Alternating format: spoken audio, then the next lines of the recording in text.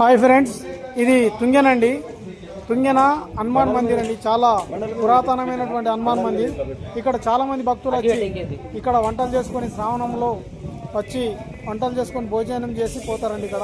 ఇక్కడి గోదావరి ఒడ్డున ఉంటుందండి తుంగెన.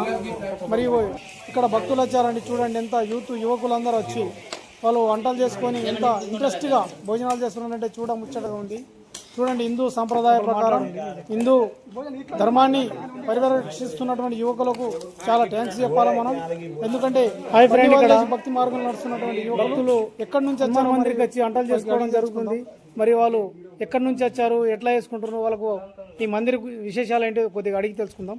నిన్న బుధశనివారం కాబట్టి మేము బాసరమంట కౌడగం నుంచి యువకుల బృందం బయలుదేరి ఇక్కడ పవిత్ర క్షేత్రమైన హనుమాన్ మందిరికి రావడం జరిగింది.